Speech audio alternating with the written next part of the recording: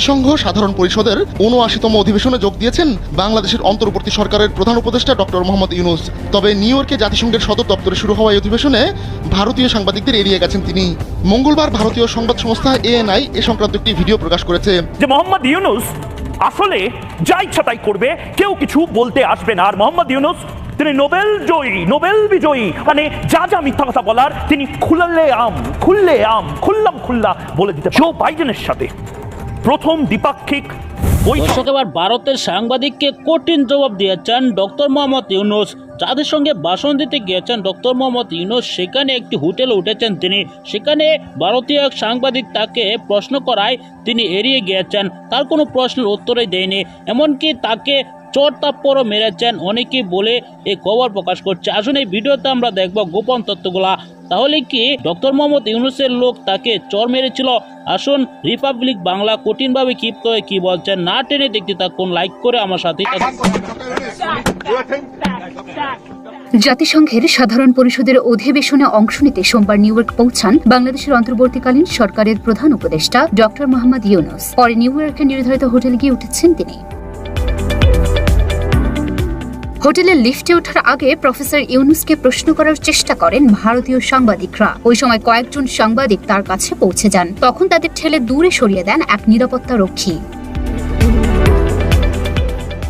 ভারতীয় বার্তা সংস্থা ANI বলছে, ভারতের ওই সাংবাদিকরা ডক্টর মোহাম্মদ ইউনূসকে প্রশ্ন করার চেষ্টা করলেও তিনি তাদের এড়িয়ে যান। ভারতের প্রধানমন্ত্রী নরেন্দ্র মোদীর জাতিসংঘ সফর কাভার করতে ওই সাংবাদিকরা সেখানে গেছেন।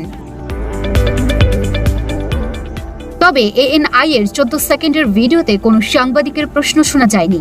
দুই সাংবাদিকের মধ্যে একজনকে কেবল ডক্টর ইউনূস, আরেকজনকে ইউনূস স্যার বলতে শোনা যায়। ওই সময় প্রফেসর ইউনূস লিফটে করে চলে যান।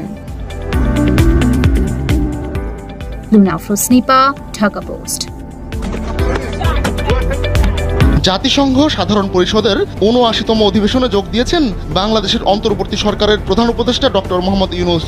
তবে নিউ ইয়র্কে জাতিসংঘের সদর দপ্তরে শুরু হওয়া এই অধিবেশনে ভারতীয় সাংবাদিকদের এড়িয়ে গেছেন তিনি। মঙ্গলবার ভারতীয় সংবাদ সংস্থা ANI এ সংক্রান্ত একটি ভিডিও প্রকাশ করেছে। এতে বার্তা সংস্থাটি জানিয়েছে, হোটেলের লিফটে ওঠার আগে ভারতীয় সাংবাদিকরা ডক্টর ইউনূসকে প্রশ্ন করার চেষ্টা করেন। এ সময় কয়েকজন সাংবাদিক তার খুব কাছে চলে যান। তখন তাদের ঠেলে দূরে সরিয়ে দেন এক নিরাপত্তা রক্ষী। ওই ভিডিও পোস্ট করে ANI এর ক্যাপশনে বলা হয়েছে, বাংলাদেশের অন্তর্বর্তী সরকারের প্রধান উপদেষ্টা মোহাম্মদ ইউনূস গতকাল গভীর রাতে যে হোটেলে পৌঁছেছেন সেখানে ভারতীয় গণমাধ্যমের প্রশ্ন এড়িয়ে গেছেন। এদিকে জাতিসংঘ সাধারণ পরিষদের ৭৯তম অধিবেশনে যোগদান করায় ডক্টর মোহাম্মদ ইউনূসকে শুভেচ্ছা জানিয়েছে জাতিসংঘ। প্রধান উপদেষ্টা এমন এক গুরুত্বপূর্ণ সময়ে সফর করছেন যখন বাংলাদেশ জাতিসংঘের সদস্যপদ লাভের ৫০ বছর পূর্তি উদযাপন করছে। ইতিহাস তৈরি করে বাংলাদেশের কোনো সরকার প্রধানের সঙ্গে প্রথমবারের মতো জাতিসংঘের অধিবেশন চলাকালে বৈঠক করলেন মার্কিন প্রেসিডেন্ট জো বাইডেন। মঙ্গলবার স্থানীয় সময় রাত ৯টায় এই বৈঠকে বাংলাদেশের অন্তর্বর্তী সরকারকে পূর্ণ সমর্থন ও সব ধরনের সহযোগিতার আশ্বাস দিয়েছেন বাইডেন। এছাড়া এদিন কানাডার প্রধানমন্ত্রী জাস্টিন ট্রুডোর সঙ্গেও বৈঠক করেছেন ডক্টর ইউনূস। বৈঠকে কানাডায় শিক্ষার্থীদের জন্য ভিসা বাড়ানোর অনুরোধ জানান প্রধান উপদেষ্টা। বাংলাদেশের সঙ্গে পশ্চিমা বিশ্বের কূটনৈতিক সম্পর্কের নতুন দ্বার খুলে গেল ডক্টর ইউনূসের এই সফরের মাধ্যমে। অন্তর্বর্তীকালীন সরকারের প্রধান উপদেষ্টা হিসেবে নোবেলজয়ী ডক্টর ইউনূস দায়িত্ব গ্রহণের পর জাতিসংঘের অধিবেশনে এবারই প্রথম যোগ দিয়েছেন। অধিবেশনের ফাঁকে সর্বাধুনিক প্রযুক্তি ও সেরা মানের উপাদানে তৈরি আরফেল চেয়ার, ক্ষমতার নয় সমতার চেয়ার। জাতিসংঘের মহাসচিব সহ বিভিন্ন রাষ্ট্রনেতা ও সংস্থা প্রধানের সঙ্গে বৈঠক করবেন ডক্টর মোহাম্মদ ইউনূস। এছাড়া জাতিসংঘের সাধারণ পরিষদের অধিবেশনে আগামী ২৭শে নভেম্বর ভাষণও দেবেন তিনি। প্রধান উপদেষ্টার ভাষণে আন্তর্জাতিক শান্তি রক্ষায় বাংলাদেশের সুদৃঢ় অবস্থান, জলবায়ু পরিবর্তন, বৈশ্বিক সংঘাত, রোহিঙ্গা সংকট, টেকসই উন্নয়ন লক্ষ্যমাত্রা SDG অর্জনে উন্নয়নশীল দেশগুলোর সমস্যা, সম্পদের অবৈধ পাচার রোধ ও অভিবাসী অধিকার রক্ষার মতো বিষয়গুলো তুলে ধরা হবে বলে জানিয়েছেন পররাষ্ট্র উপদেষ্টা তৌহিদ হাসান। সফর শেষ করে ওই দিন রাতেই তিনি ঢাকার উদ্দেশ্যে রওনা দেবেন। যে মোহাম্মদ ইউনূস আসলে যা ইচ্ছা তাই করবে, কেউ কিছু বলতে আসবে না। আর মোহাম্মদ ইউনূস তিনি নোবেল বিজয়ী, অনেক বড় বড় পদবী সমস্ত কিছু নিয়ে যেখানে যেখানে যা যা মিথ্যা কথা বলার তিনি খুল্লা বলে দিতে পারবেন। ভুল করেছিলেন মোহাম্মদ ইউনূস ভেবেছিলেন যে রিপাবলিক বাংলার চোখ বোধহয় বাংলাদেশের ওপর আর নেই। মোহাম্মদ ইউনূস ভুল করেছিলেন। মোহাম্মদ ইউনূস সেই ভুলটা সূত্রে নেবেন বোধহয়। কিন্তু আপাতত আমার ঘড়িতে এই মুহূর্তে রাত 8টা বাজে, রাত 8টা ভারতীয় সময় এবং রাত 9টা, আগামী 1 ঘন্টা পরে জো বাইডেনের সাথে প্রথম দ্বিপাক্ষিক বৈঠক হতে চলেছে মোহাম্মদ ইউনূসের। এটা বাংলাদেশের জন্য ঐতিহাসিক একটি ঘটনা, কারণ প্রথমবার আমেরিকার কোনো রাষ্ট্রপতি তিনি বাংলাদেশের রাষ্ট্রপ্রধানের সাথে বৈঠক করবেন, বাইল্যাটারাল অর্থাৎ দ্বিপাক্ষিক বৈঠক। কিছুক্ষণ পরেই অর্থাৎ ভারতীয় সময় রাত 9টা, বাংলাদেশ সময় রাত 9:30 নিউ ইয়র্কে 2 রাষ্ট্রপ্রধানের বৈঠক হবে। কিন্তু ঠিক এই জায়গা থেকেই আলোচনায় উঠে আসতে পারে ভারত প্রসঙ্গ, বাংলাদেশ প্রসঙ্গ, হাবিজাবি সমস্ত কিছু উঠে আসবে। কিন্তু এই জায়গা থেকেই প্রশ্ন, আগামী 1 ঘন্টায় যারা মোহাম্মদ ইউনূসের ফাইল সাজিয়ে দিচ্ছেন, আগামী 1 ঘন্টায় মোহাম্মদ ইউনূস কি বলবেন, সেই কাগজ যারা সেট করে দিচ্ছেন তারা মিথ্যাচার করবেন না তো? আমি টাইমার অন করছি, কারণ এই টাইমারটা আপনাদের জন্য অন করতে হচ্ছে। কাউন্টডাউন ক্লক, ধামা চাপার কাউন্টডাউন শুরু হচ্ছে আগামী 1 ঘন্টা 1 মিনিট 32 সেকেন্ডের থেকে। কথা বলতে 29 সেকেন্ড 28 সেকেন্ড করে কমছে। আগামী 1 ঘন্টা অর্থাৎ 60 মিনিট আপনাদের কাছে আছে।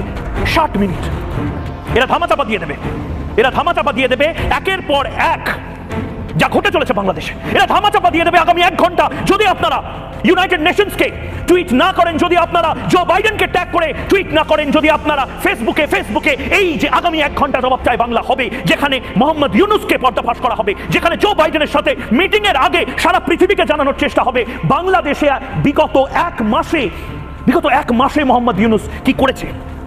এবং আগামী 1 ঘন্টা আমরা কাউন্টডাউন ক্লক অন রাখবো। দর্শক, আপনারা জানেন বাংলাদেশ থেকে আমন্ত্রণ পেয়েছেন জাতিসংঘে ভাষণ দেওয়ার জন্য ডক্টর মোহাম্মদ ইউনূস। প্রধান উপদেষ্টা ডক্টর মোহাম্মদ ইউনূস যখন বিশ্ব নেতাদের সাথে সাক্ষাৎ করেছেন, এমনকি জো বাইডেনের সাথে বৈঠক করেছেন, তারপরে যখন তিনি বের হয় তখন অনেক সাংবাদিক তাকে ঘিরে ফেলে। সে সময় ইন্ডিয়ার সাংবাদিক বেশি বাড়াবাড়ি করছিল, তার সামনে গিয়ে বলছিল, ডক্টর ইউনূস আপনি কি বৈঠকে আলোচনা করেছেন? সেজন্যই তার কোনো প্রশ্নের উত্তর দেয়নি। দর্শক, বর্তমান সময়ে এই ভিডিওটি সোশ্যাল মিডিয়ায় জোরে গতিতে ভাইরাল হয়ে গেছে। ইন্ডিয়ার সকলে ক্ষিপ্ত হয়ে যাচ্ছেন, কেন তাদের প্রশ্নের উত্তর দিচ্ছিল না।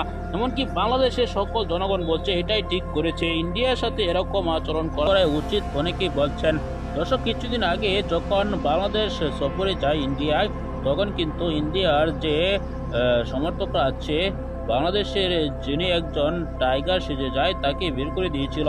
সেজন্য অনেকে ক্ষিপ্ত হয়ে রয়েছেন। বাংলাদেশ যদি কোনোদিন সফরে আসে ইন্ডিয়ারা তাদের অপমান করবে বলে তারাও ক্ষেপে গিয়েছেন। দর্শক, এই ভিডিওতে আপনারা যে তথ্যগুলো পেয়েছেন এসব বিষয় নিয়ে আপনার কি মতামত জানাবেন। পরবর্তী এরকম ভিডিওগুলো নিয়মিত পেতে চ্যানেলটিকে সাবস্ক্রাইব করে পাশে থাকা বেল বাটনটি অন করে দিবেন। ভিডিওতে একটি লাইক দিয়ে শেয়ার করে অন্যদিকে দেখার সুযোগ করে দিবেন। এই মুহূর্তে বিদায় নিচ্ছি, দেখা হবে পরবর্তী কোনো ভিডিওতে। ভালো থাকুন, সুস্থ থাকুন, আসসালামু আলাইকুম।